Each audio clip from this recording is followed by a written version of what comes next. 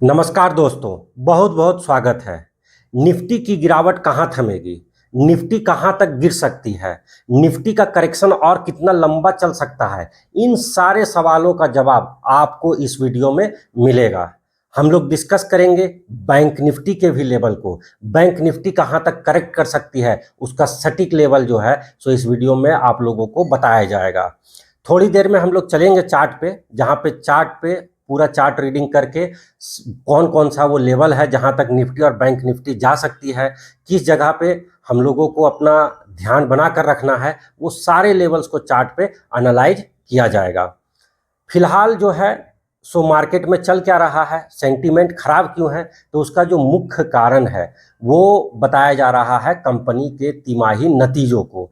Company के तिमाही नतीजे जो हैं वो बहुत ही निराशाजनक आ रहे हैं। आईटी सेक्टर को छोड़कर आईटी सेक्टर में लगभग मिला जुला असर है। कुछ कंपनी के रिजल्ट्स अच्छे हैं और बाकी सबका भी ठीक ठाक ही है, लेकिन टीसीएस भी आईटी सेक्टर से काफ़ी अच्छा खासा करेक्ट कर चुका है। ठीक है, तो एफएमसीजी में जो है सो रिजल्ट खराब ही आ रहा है। हिंदुस्तान यूनिलीवर हो, नेस्ले हो, डाबर पहले से ही गिरा हुआ है, ब्रिटानिया हो, सब में जो है एक भारी गिरावट देखने को मिल रही है। ऑटो सेक्टर भी इस गिरावट की चपेट में आ गया है। बजाज ऑटो जैसा मजबूत स्टॉक भी काफ़ी अच्छा खासा करेक्ट हुआ, और भी जो सारे स्टॉक्स हैं ऑटो सेक्टर में वो भी कहीं ना कहीं करेक्शन के फेज में चल रहे हैं। ठीक है, और बैंक्स तो देख ही रहे हैं, बैंक में भी थोड़ा बहुत मिला जुला असर है, लेकिन फ्राइडे को इंडसइंड बैंक का रिजल्ट आया। बेहद खराब रिजल्ट होने के कारण स्टॉक्स जो है सो 20% तक गिर गया। ठीक है, तो यही बात है कि जो रिजल्ट आ रहे हैं वो उतना अच्छा नहीं आ रहा है, तो इसके कारण जो है सो मार्केट में करेक्शन चल रहा है। खैर एनीवे, निफ्टी काफ़ी अच्छा जो है एक अपमूव दिखा चुकी थी। करेक्शन तो आना ही था, और इसका जो कारण बना है वो बना है खराब रिजल्ट। तो अभी थोड़ी देर में हम लोग चलेंगे चार्ट पे और देख लेंगे। लास्ट दो वीडियो जो हमने बनाया था जिसमें गोल्डन गेट स्ट्रेटेजी के बेसिस पर 8 स्टॉक्स जो हैं सो सुझाए गए थे, उन स्टॉक्स पे भी फटाफट एक नज़र डाल लेंगे, देखेंगे कि उन स्टॉक्स में क्या हुआ, ऊपर गया नीचे गया, क्या करना है। ठीक है ना, लगभग सारे स्टॉक्स को मैं ट्रैक कर ही रहा हूँ। ऊपर का लेवल तो ब्रेक हुआ नहीं है, नीचे का लेवल भी ब्रेक नहीं हुआ है। थोड़ा बहुत करेक्शन इन सारे स्टॉक्स में भी देखने को मिला है, क्योंकि सेंटीमेंट खराब है तो स्टॉक्स में भी थोड़ा बहुत प्राइस नीचे ही आया है, जिस जगह पे हम लोगों ने डिस्कशन किया था। लेकिन जैसे ही मार्केट का सेंटीमेंट खरीदेगा, फॉर्मेशन अच्छा है, आपको इन स्टॉक्स में तेजी देखने को मिल सकती है। फिर भी सारा रिव्यू एक बार कर लेंगे, कुछ सेक्टर्स को भी देख लेंगे कौन सा बेट कहाँ पे लेना है। ठीक है, लास्ट वीडियो में मेटल सेक्टर की बात हुई थी, तो मेटल सेक्टर में अच्छे जगह पे था, लेकिन सेल जैसा स्टॉक्स काफ़ी अच्छा खासा करेक्ट कर गया। टाटा स्टील भी जो है सो दबाव में ही है, अदानी एंटरप्राइज बहुत गिर गया। तो एक बार वो मेटल सेक्टर का भी रिव्यू ले लेंगे कि करना क्या है, क्या नहीं करना है। ठीक है, तो चलते हैं चार्ट पे और डिस्कस कर लेते हैं सारी चीज़ों को। चार्ट पे जाने से पहले अगर आप लोग चैनल पर नए हैं तो प्लीज़ चैनल को सब्सक्राइब कर लीजिएगा, और यदि वीडियो पसंद आता है तो लाइक और शेयर करना ना भूलें। चलिए चार्ट पे और डिस्कस कर लेते हैं सभी लेवल्स को चार्ट पर। बायर्स के ट्रेडिंग टर्मिनल पर हम लोग आ चुके हैं। एनालिसिस का डेट नोट कर लेते हैं, तो वो है 27 अक्टूबर 2024। निफ्टी का चार्ट आप लोगों के सामने लगा हुआ है, डेली टाइम फ्रेम का चार्ट फिलहाल दिख रहा होगा। तो निफ्टी ने जो एक ऑल टाइम हाई लगाया था वो लगाया था 26,277 का। वहां से मार्केट में एक करेक्शन, एक फॉल की शुरुआत हुई, और फिलहाल निफ्टी कहाँ पे खड़ी है? फिलहाल निफ्टी जो है सो जो क्लोजिंग हुई है निफ्टी की वो हुई है 24,180 पर। अब जो नेक्स्ट लेवल निफ्टी जहां तक आ सकती है, जो इंपॉर्टेंट सपोर्ट का लेवल है वो है आपका 23,900 का लेवल। 23,900 का लेवल ब्लू लाइन से यहाँ पे मार्क किया हुआ है, यहाँ तक निफ्टी जो है सो आराम से आ सकती है इस गिरावट में। यहाँ से एक बाउंस बैक हमें देखने को मिल सकता है। अगर बाउंस बैक करता है तो कहाँ तक निफ्टी जाएगी?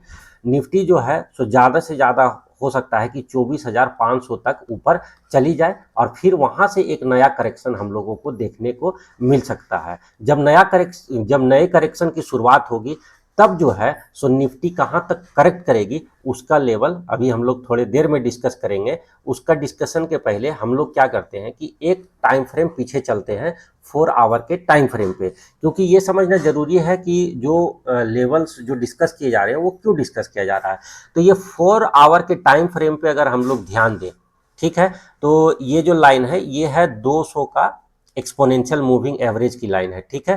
तो बात यह है कि यहाँ पे 4 आवर के टाइम फ्रेम पे जो है सो निफ्टी जो है सो 200 ईएमए के नीचे काम कर रही है। लगभग 1 2 3 4 5 कैंडल इसके नीचे ही क्लोज हुई है, राइट। 1 2 3 4 5 कैंडल इसके नीचे क्लोज हुई है, जो कि ये कंफर्म कहीं ना कहीं कर रहा है कि 23,900 तक तो आ ही जाएगा। इसके बाद भी जो है सो यहाँ पर इसकी गिरावट हो सकता है, नहीं थमे। हाँ, 23,900 के पास आने के बाद एक जंप जरूर लेगी निफ्टी, लेकिन वो जो जंप है वो लगभग जो है 24,470 से लेकर के 24,500 के रेंज में, इस रेंज में ये करेक्शन खत्म हो सकता है और फिर यहां से जो है सो एक नया गिरावट चालू होगा। और फिर इस गिरावट में निफ्टी कहां आ सकती है, निफ्टी जो है सो कहां तक आ सकती है उसके लिए फिर से चलते हैं डेली टाइम फ्रेम पे।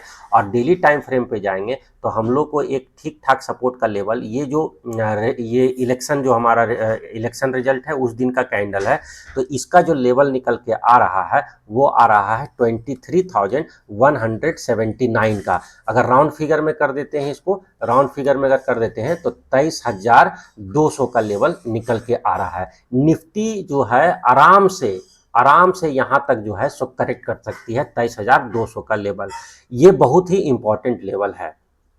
पहला कारण यह है कि ये जो लाइन है ये 200 का एक्सपोनेंशियल मूविंग एवरेज है, क्योंकि डेली टाइम फ्रेम का चार्ट है तो 200 का डेली एक्सपोनेंशियल मूविंग एवरेज है, जिसका लेवल कितना आ रहा है, जिसका लेवल आ रहा है 23,452। तो मोटा मोटी इस लेवल को तो टच करेगी ही निफ्टी। इसको टच करने के बाद भी जो है यहाँ पर नहीं रुकेगी निफ्टी की चाल, यहाँ से हो सकता है कि 100-200 पॉइंट जो है सो और नीचे करेक्ट कर सकती है। इसीलिए 23,200 का लेवल बहुत ही इंपॉर्टेंट बन जाएगा। 23,200 का लेवल ऐसा है जो मेरे हिसाब से इस करेक्शन में निफ्टी को तोड़नी नहीं चाहिए। अगर ये लेवल टूटता है तो फिर जो है फिर देखा जाएगा कि क्या होगा, लेकिन अभी तक की जो एनालिसिस है उसमें ये निकल के आ रहा है कि ज़्यादा से ज़्यादा एक जो करेक्शन हम लोग को दिख सकता है वो दिख सकता है 23,200 तक का।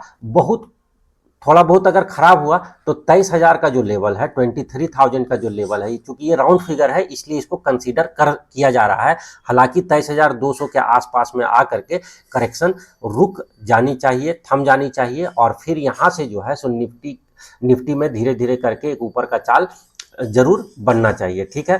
तो फिर से एक बार लेवल को देख लेते हैं। पहला जो लेवल है, जो इमीडिएट लेवल है वो है 23,900 का। उसके बाद क्या हो सकता है, उसके बाद जो है सो निफ्टी एक थोड़ा सा जंप ले सकती है, जो निफ्टी को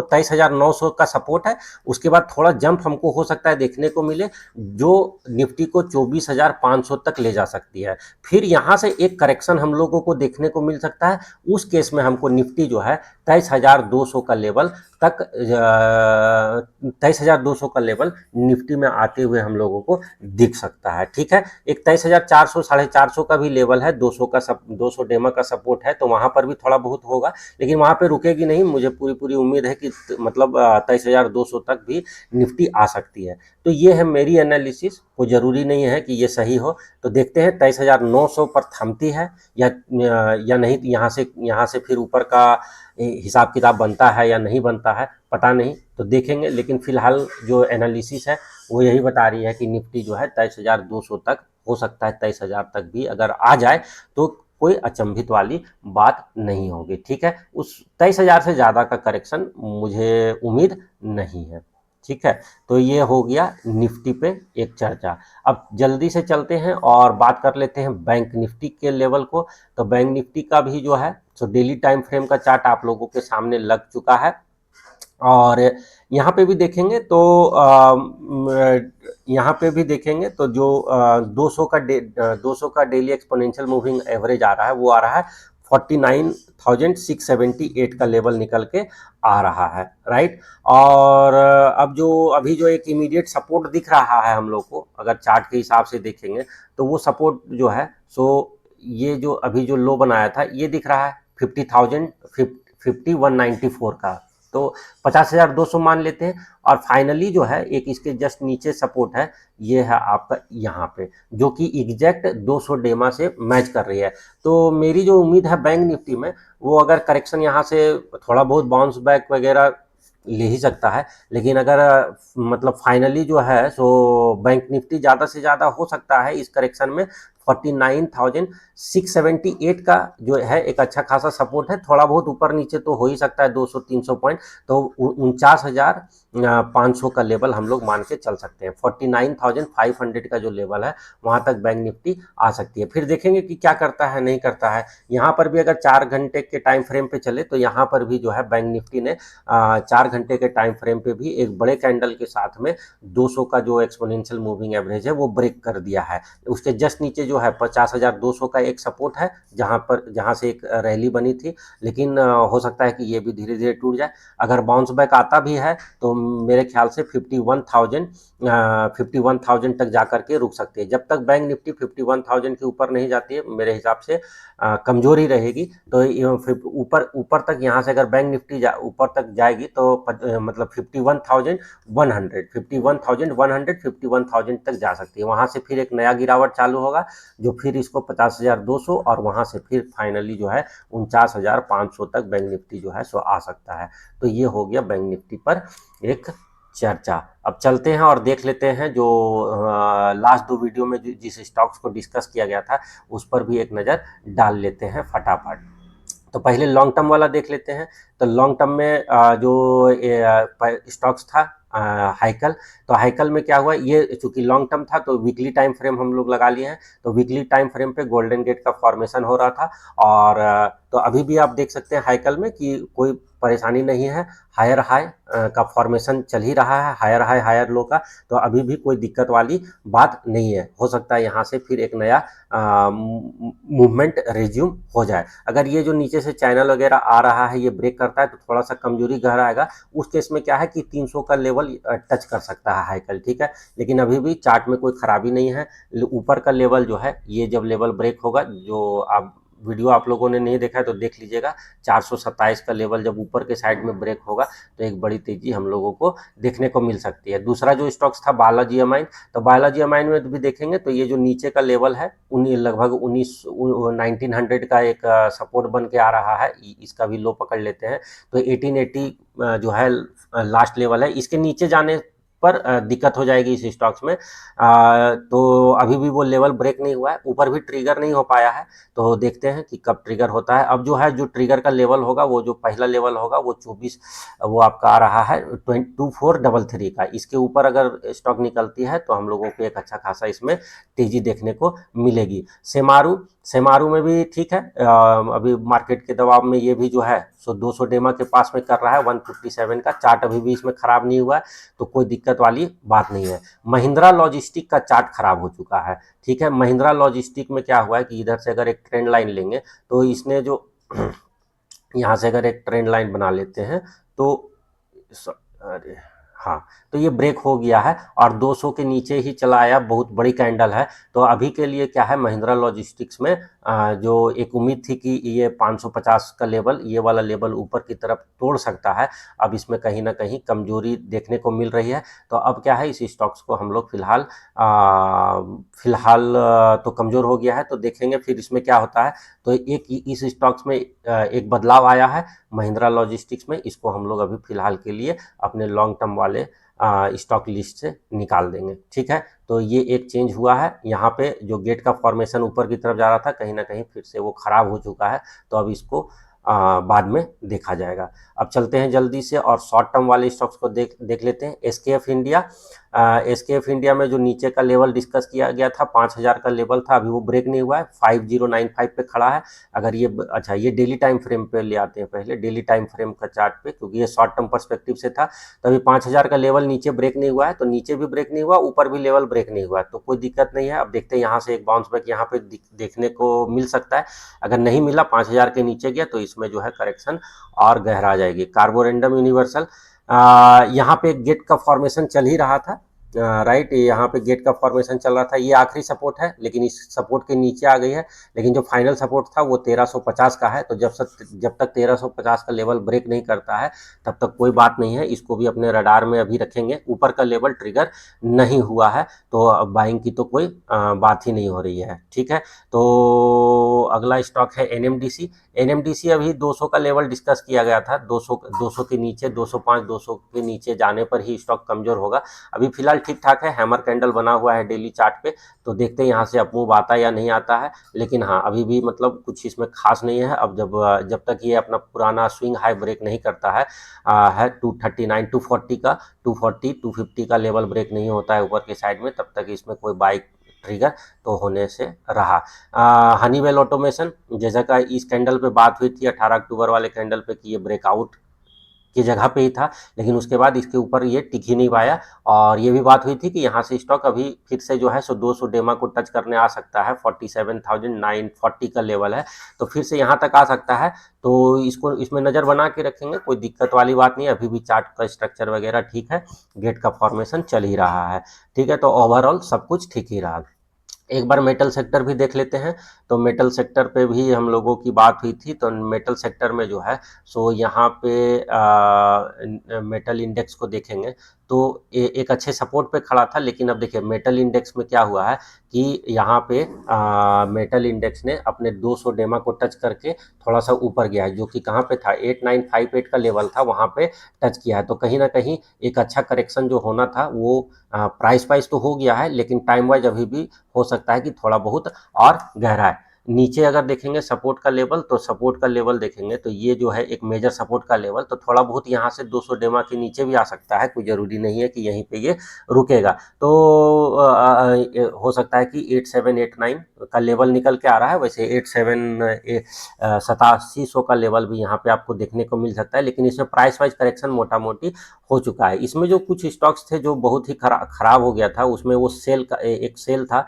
सेल में क्या हुआ, सेल में ये हुआ कि यहाँ पे एक गेट का फॉर्मेशन हम लोगों को दिख रहा था डेली चार्ट पे, और यहाँ यहाँ इसने गेट के फॉर्मेशन के बाद इसने नीचे का लेवल ब्रेक किया, 125 का ब्रेक किया, और 125 के बाद आप देखिए कितनी बहुत तेज गिरावट यहाँ पे देखने को मिली। तो एक बार वीकली चार्ट पे चलते हैं, तो यहाँ पे मुझे वीकली चार्ट के हिसाब से लग रहा है कि 100 रुपीज 102 103 104 के लेवल पे अगर आपको मिल जाता है, तो ये प्राइस वाइज करेक्शन मुझे लग रहा है कहीं ना कहीं 102 रुपये के आसपास में खत्म हो जाएगी, ठीक है।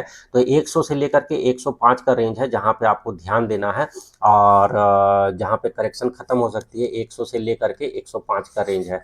तो यहाँ पे ध्यान रखिएगा, सेल में कहीं ना कहीं इसके बाद इससे ज़्यादा करेक्शन हो सकता है कि आपको देखने को ना मिले, बाद में अच्छा परफॉर्म करेगा। बाकी बाद भी जो स्टॉक्स हैं अगर हम लोग एक बार देख लेते हैं, तो उसमें क्या हुआ, जैसे अदानी एंटरप्राइज में भी ठीक ठाक करेक्शन हमको देखने को मिला। वीकली से हम लोग डेली चले जाते हैं तो आपको फॉल का पता चलेगा। यहाँ पर भी देखिए ये 200 डेमा के पास ही काम कर रहा था, लेकिन जैसे ही नीचे का लेवल ब्रेक हुआ, 2900 का लेवल ब्रेक हुआ, स्टॉक्स ने काफ़ी अच्छी खासी जो है करेक्शन दिखाई है, ठीक है। टाटा स्टील भी देखेंगे तो इसमें भी देखिए अभी क्या हुआ है कि इस सेल के जैसा ही ये भी सपोर्ट लग रहा है, ब्रेक कर रहा है, तो हो सकता है कि यहाँ पर भी एक गिरावट हम लोग को देखने को मिले। उस केस में जो है, उस केस में ये इसका फिर भी ठीक है, थोड़ा तो बहुत हो सकता है कि 139 140 का भी लेवल हम लोग को देखने को मिल सकता है, 135 तक स्टॉक आ सकता है टाटा स्टील, ठीक है। बाकी बात भी स्टॉक्स जो है सो कुछ ना कुछ गिरा ही है। हिंद कॉपर भी देखे थे, तो हिंद कॉपर में देखिए ये गेट का फॉर्मेशन के बाद हिंद कॉपर में ब्रेकडाउन जो है नीचे का हुआ है, तो हो सकता है कि हिंद कॉपर और ज़्यादा करेक्ट कर जाए। जो अगला लेवल निकल रहा है हिंद कॉपर में, वो ये वाला सपोर्ट का जो लेवल है 230 का, तो 230 के पास में हिंद कॉपर आ सकता है, तो ये स्टॉक भी कमज़ोर हुआ है। हिंदुस्तान जिंक ठीक है, गेट का फॉर्मेशन चल रहा है, यहाँ पे कोई दिक्कत नहीं है, इसका चार्ट अभी फिलहाल ठीक ही लग रहा है। और आपको हिंडाल्को देख लेते हैं। हिंडाल्को में भी करेक्शन गहरा रही है, आराम से जो है ये 640 के लेवल को टच करने के लिए तैयार है, ठीक है। और MOIL भी देखेंगे तो इसमें भी जो है सो ब्रेकडाउन जो है गेट फॉर्मेशन यहाँ पे हुई थी, और इस गेट फॉर्मेशन के बाद स्टॉक नीचे ही जा रहा है, तो यहाँ पर अभी कोई उम्मीद नहीं है कि तुरंत ऊपर आएगा। और वेदांता लिमिटेड ये थोड़ा ठीक है, मजबूत रहा है और सब के रिस्पेक्ट में।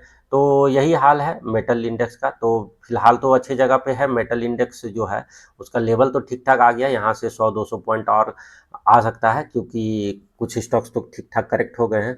तो इस पर नज़र बना के रखेंगे, लेकिन हाँ अब जब मार्केट का सेंटीमेंट सुधरेगा तब देखेंगे कि स्टॉक्स कैसे परफॉर्म कर रहे हैं, सेक्टर भागेगा नहीं भागेगा पता नहीं, ठीक है। देखेंगे बाद में फिर से एनालाइज करना होगा। तो मेटल सेक्टर की भी बात हो ही गई है। थोड़ा बहुत अगर जो सेक्टर परफॉर्म कर रहा है अगर तो आईटी थोड़ा ठीक ठाक है, तो आईटी सेक्टर पे एक नज़र डाल लेते हैं। तो आईटी सेक्टर देखिए ऊपर में ही खड़ा है, निफ्टी के रिस्पेक्ट में आईटी सेक्टर अच्छा परफॉर्म कर रहा है, स्ट्रांग है, ठीक है। लेकिन इसमें भी जो है सो जो दिग्गज स्टॉक्स है टीसीएस, तो टीसीएस देखेंगे तो टीसीएस काफ़ी अच्छा खासा करेक्ट कर चुका है। लगभग 4600 के लेवल से स्टॉक्स में करेक्शन देखने को मिली, और अभी बहुत ही अच्छे लेवल पे खड़ा है। लेकिन हो सकता है कुछ दिन यहाँ पे और समय बिताए, और उसके बाद ये टीसीएस जो है एक अच्छा बेट हो सकता है आईटी सेक्टर में, जहाँ पे रिस्क रिवार्ड हमारा अच्छा है। इन्फोसिस देखेंगे तो इन्फोसिस ने एक अच्छा यहाँ पे फॉर्मेशन जो हो रहा था, इस रेंज का ब्रेकडाउन हुआ है। हालांकि इन्फोसिस का रिजल्ट ठीक ठाक है, तो हो सकता है कि इसमें गिरावट जो है ज़्यादा देखने को ना मिले, 1800 तक आ सकता है, फिर यहीं पे ख़त्म भी हो जाए। लेकिन फिलहाल तो इसका ब्रेकडाउन आया हुआ है, तो यहाँ से हो सकता है कि और जो है सो नीचे का लेवल हमको देखने को मिल सकता है, 1700 तक भी इन्फोसिस आ सकता है, उस टाइप का स्ट्रक्चर है। बट देखते हैं इसको, अगर ये लेवल ब्रेक होता है अभी फिलहाल जो है, अगर ये लो ब्रेक करेगा, 1 2 3 4 5 कैंडल का लो है, 5 कैंडल का लो ब्रेक करता है तो सीधा जो है 1800 का लेवल पे आ जाएगा, और 1800 को ब्रेक करता है ठीक ठाक से तो 1700 भी हमको देखने को मिल जाएगा। कॉफर्ज वगैरह में चाल बनी हुई है, 13% का उछाल आ गया था इस दिन, और काफ़ी स्ट्रॉन्ग चार्ट दिख रहा है, तो मिला जुला है आईटी सेक्टर, कोई दिक्कत नहीं है। एफएमसीजी के बारे में भी बात हो रही थी कि एफएमसीजी को देखेंगे तो एफएमसीजी जो है वो देख लीजिए, बड़ी गिरावट एफएमसीजी में देखने को मिली है ऊपरी स्तर से, और अभी जो है 200 डेमा के पास में आ गई है। लेकिन यहाँ पे करेक्शन मुझे ख्याल से ख़त्म नहीं होगी, ये करेक्शन थोड़ा बहुत और भी चल सकता है, क्योंकि एफएमसीजी का रिजल्ट उतना अच्छा नहीं है, और जिस हिसाब से ये बहुत बड़ा कैंडल है अभी, इसमें जो है सो भले प्राइस वाइज थोड़ा बहुत हो भी जाए, लेकिन अभी समय लेगा। एफएमसीजी इस मार्केट करेक्शन के बाद जब मार्केट सुधरेगा, मुझे लग रहा है एफएमसीजी थोड़ा अंडर परफॉर्म कर सकता है, ठीक है। इसमें भी बहुत सारे स्टॉक्स है, जैसे डाबर की बात हुई थी, तो डाबर देखिए कहाँ से कहाँ चला गया। डाबर पहले ही करेक्ट करना चालू कर चुका था, और अभी फिलहाल जो है फिलहाल हम लोग देखेंगे इसको, नेस्ले देख लेते हैं, तो नेस्ले में भी भारी गिरावट हम लोग को देखने को मिल रही है। लगभग 2770 का 80 का लेवल था, यहाँ से जो है सो आप देख सकते हैं कि कितना शार्प फॉल हुआ है नेस्ले। और हिंदुस्तान यूनिलीवर भी देख लेते हैं एक बार, तो हिंदुस्तान यूनिलीवर में भी जो है सो बड़ी गिरावट देखने को मिल रही है। कोलगेट जो कि एक अच्छा स्ट्रांग चल रहा था, वो भी जो है अपने 200 डेमा के पास आ चुके हैं। तो लगभग एफएमसीजी सेक्टर उतना अच्छा नहीं है, तो अंडर परफॉर्म करेगा आने वाले समय में, ठीक है। और साथ में एक बार हम लोग बाकी बात, एक बार बैंक इंडेक्स तो देख ही लिए हैं, लेकिन यहाँ पे जो एक्सीडेंट हुआ था इंडसइंड बैंक में, जो लगभग 20% तक चला गया था करेक्शन, 18% 18.63% पे तो क्लोज ही किया है, तो इसका तो बहुत ही खराब हो गया। मंथली चार्ट एक बार देख लेते हैं क्या बोलता है। मंथली चार्ट के हिसाब से हो सकता है कि आपको 870 875 मतलब 800 का भी लेवल इसमें देखने को मिल जाए, इस तरह की उम्मीद है। यानी 800 का लेवल हो सकता है कि इसमें आ जाए आपका इंडसइंड बैंक में। और एक चीज़ बढ़िया है कि एचडीएफसी बैंक, जब सब स्टॉक गिर रहे हैं तो एचडीएफसी बैंक थोड़ा सा आउट परफॉर्म कर रहा है। हाँ, एक अच्छा चाल इसमें हम लोगों को देखने को मिल रहा है। तो चलिए ठीक है, यहीं पर एनालिसिस को अब समाप्त करते हैं। आप लोगों का कोई भी सवाल हो कुछ किसी स्टॉक्स को लेकर के तो कमेंट में लिखिए, और चैनल पर नए हैं तो सब्सक्राइब कर लीजिएगा, और लाइक और शेयर करना ना भूलें। Thanks for watching the video, take care.